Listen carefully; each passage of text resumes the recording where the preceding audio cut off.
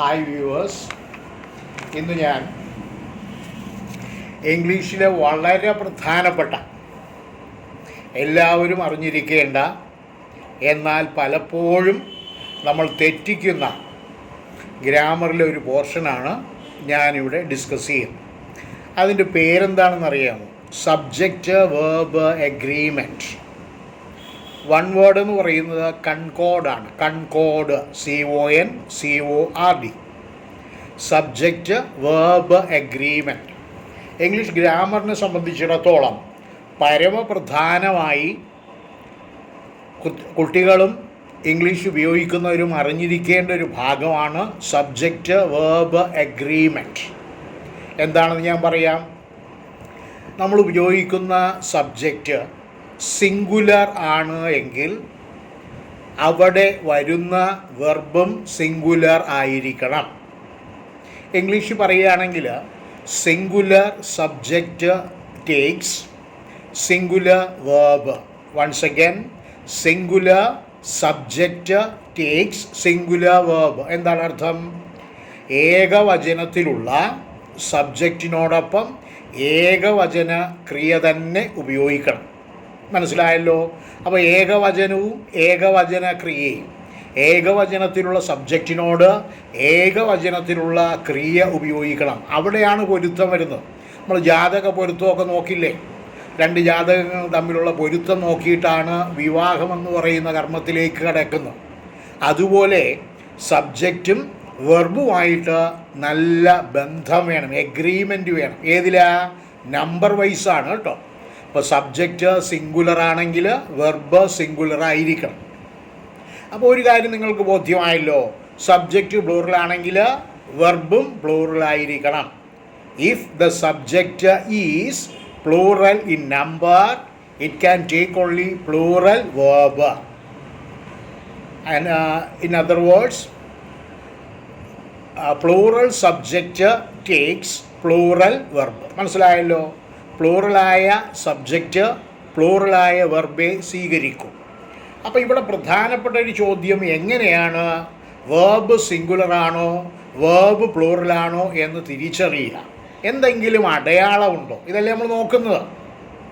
നമ്മളിപ്പോൾ ബസ്സാണെങ്കിൽ അത് ഓർഡിനറി ആണോ സൂപ്പർ ഫാസ്റ്റ് ആണോ എക്സ്പ്രസ് ആണോ എന്നൊക്കെ തിരിച്ചറിയാനായിട്ട് അതിൽ കളറ് വ്യത്യാസം കാണും, അല്ലെങ്കിൽ ചിലപ്പോൾ ബോർഡ് തന്നെ വച്ചേക്കാം. മിക്കവാറും നമ്മൾ കളർ കാണുമ്പോൾ ബസ്സിൽ പെയിൻറ്റ് ചെയ്തിരിക്കുന്ന കളർ അനുസരിച്ച് നമുക്കത് ഓർഡിനറി ആണോ ലിമിറ്റഡ് സ്റ്റോപ്പാണോ ഫാസ്റ്റ് പാസഞ്ചർ ആണോ എന്നൊക്കെ മനസ്സിലാക്കാൻ കഴിയും. അതുപോലെ തന്നെ ഇംഗ്ലീഷിലും വേർബ് സിംഗുലർ ആണോ പ്ലൂറൽ ആണോ എന്ന് മനസ്സിലാക്കാനുള്ള സാധ്യതയുണ്ട്. നമുക്കതിനുള്ള ഐഡൻറ്റിഫിക്കേഷൻ മാർക്കുമുണ്ട്. എന്താണെന്ന് നോക്കാം. ഒരു വെർബിനെ സിംഗുലറാക്കാൻ എന്ത് ചെയ്യണം എന്നൊരു കോമണായ ചോദ്യം ഉയർന്നാൽ നിങ്ങൾക്ക് ഉത്തരമുണ്ടാകും.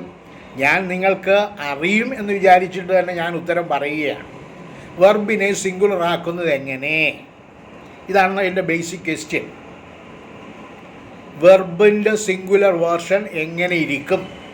എങ്ങനെയാണ് ഒരു വെർബിനെ സിംഗുലറാക്കുക? ഈ ചോദ്യം ഞാൻ ചോദിച്ചാൽ നിങ്ങൾ പറയുന്ന ഉത്തരം ഇത് തന്നെയാണ്. വെർബിനോട് എസ്ഒ ഇഎസ്ഒ ചേർത്താൽ വെർബിൻ്റെ സിംഗുലർ ഫോം കിട്ടും. ഒന്നുകൂടെ ഓർക്കുക, അറിയാത്തവർക്ക് വളരെ കാര്യമായിട്ട് നിങ്ങൾ മനസ്സിലാക്കേണ്ട ഒരു കാര്യമാണ്. അറിയുന്നവർ അതറിയുന്നതായതുകൊണ്ട് വിഷയമില്ല. S or E S with verb ഈ സിംഗുലർ. മറന്നു പോകരുത്. വെർബിനോട് എസ്ഒ ഇഎസ്ഒ ചേർത്താൽ മാത്രമേ വെർബിൻ്റെ ഏകവചനം ലഭിക്കൂ. ഈ ഏകവചനത്തിൻ്റെയും ബഹുവചനത്തിൻ്റെയും ഉപയോഗമൊക്കെ ഞാൻ അടുത്ത ഒരു വീഡിയോയിൽ പറയാം. വളരെ പ്രധാനപ്പെട്ടതാണ്. കാരണം ഏകവചന സബ്ജക്റ്റ് ഏകവചനമാണെങ്കിൽ അതിനോടൊപ്പം ഏകവചനത്തിലുള്ള വെർബേ ഉപയോഗിക്കാൻ കഴിയൂ, അല്ലെങ്കിൽ പൊരുത്തക്കേടുണ്ടാകും. ഗ്രാമർ അനുസരിച്ച് നമ്മൾ അങ്ങനെ കൺസ്ട്രക്റ്റ് ചെയ്യുന്ന സെൻറ്റൻസ് സബ്ജക്റ്റ് സിംഗുലറാണ് വെർബും സിംഗുലർ അല്ലെങ്കിൽ അത് ഇൻകറക്റ്റ് ആകും, ഗ്രാമാറ്റിക്കലി ഇൻകറക്റ്റ് ആകും. അത് പാടില്ല. അതുകൊണ്ട് നമുക്ക് വെർബിൻ്റെ സിംഗുലർ വേർഷനും അറിയണം, വെർബിൻ്റെ പ്ലൂറൽ ഫോമും അറിയണം. അതുകൊണ്ടാണ് ഞാൻ സിമ്പിളായിട്ട് പറഞ്ഞത്, വെർബിനോട് എസ്ഒ ഇഎസ്ഒ ചേർത്താൽ വെർബ് ഏകവചനമാകും. ഒന്നുകൂടെ ഞാൻ പറയാം.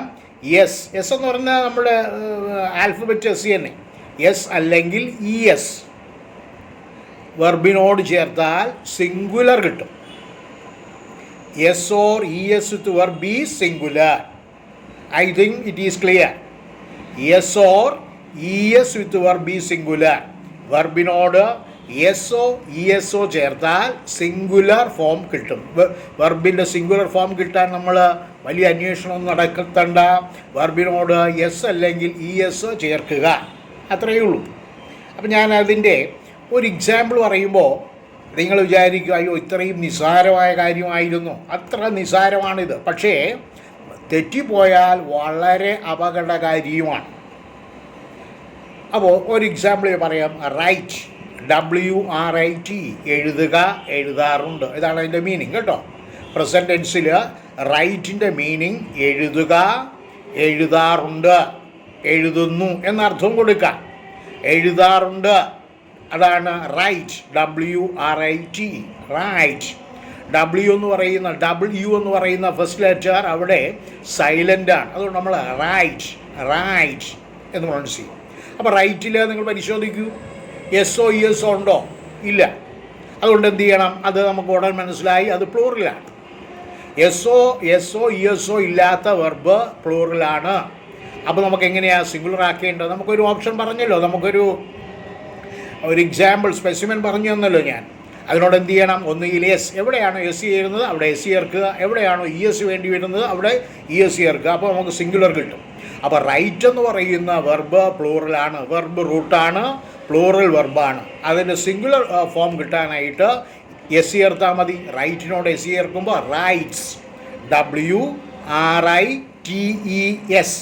WRITES, rights സിംഗുലറാണ്, right പ്ലൂറലാണ്. അതൊരു തെറ്റിദ്ധാരണയ്ക്ക് സാധ്യതയുണ്ട്. റൈറ്റ് അല്ലേ സിംഗുലർ, അത് എസ് ചേർന്നപ്പോൾ പ്ലൂറൽ അല്ലേ എന്ന് വിചാരിക്കും. അത് തെറ്റാണ്. വെർബിൽ S or E S with verb ഈ സിംഗുലറാണ്. എന്നാൽ നാമശബ്ദം നൗൺ ആണെങ്കിലേ ഇതിൻ്റെ ഓപ്പോസിറ്റാണ്. ഞാനത് കൺഫ്യൂഷൻ ഉണ്ടാകില്ല എങ്കിൽ പറയാം. ഒരു നൗൺ എടുക്കാം, ബോയ് എന്ന് വെച്ചാൽ ഒരു പേരായ ശബ്ദമാണല്ലോ. പേരായ ശബ്ദത്തിനല്ലേ നൗൺ എന്ന് പറയുന്നത്, സബ്ജക്റ്റ് എന്ന് പറയുന്നത്. അപ്പോൾ ബോയ് എന്ന് പറയുന്നത് സിംഗുലറാണ്. അപ്പോൾ അതിനോട് എസ് ചേർത്താലുണ്ടല്ലോ ബോയ്സ്, അത് പ്ലൂറലാകും. നാമശബ്ദത്തിനോട് S or E S or ചേർത്താൽ അത് പ്ലൂറലാകും. എന്നാൽ ക്രിയയോട് വെർബിനോട് എസ് ഓർ ഇ എസ് ചേർന്നാൽ സിംഗുലറാണ്. കണ്ടോ, ഓപ്പോസിറ്റായ ആക്ഷനാണ് അവിടെ നടക്കുന്നത്. വെർബിനോട് S or E S or ചേർത്താൽ സിംഗുലറാകും. ഞാൻ നൗണിലേക്ക് പോകുന്നില്ല, കാരണം രണ്ടും കൂടെ കൺഫ്യൂഷനാകും. ഞാനിപ്പം പറയുന്നത് വെർബിൻ്റെ സിംഗുലർ ഫോം എങ്ങനെ ഉണ്ടാക്കാം. അതിൻ്റെ നിയമം എന്ന് പറയുന്നത് S or E S to be singular.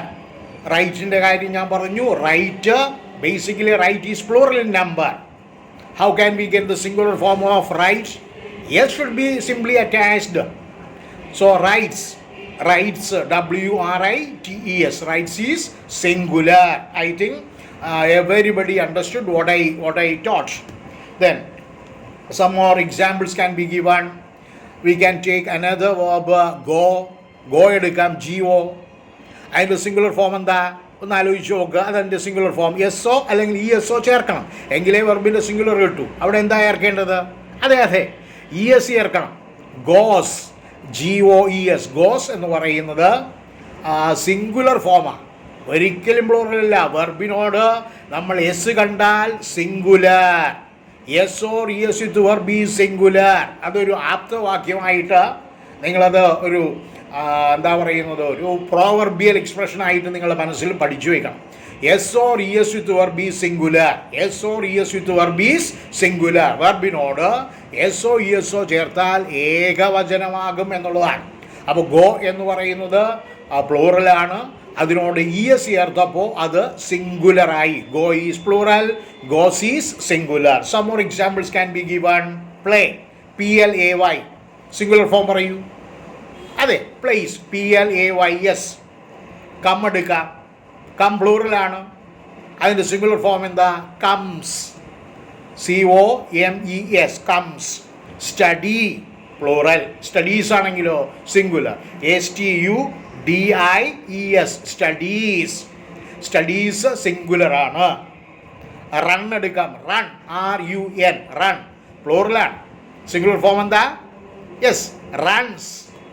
That's right. Read എടുക്കാം, റീഡ്. സിംഗുലർ എന്താ?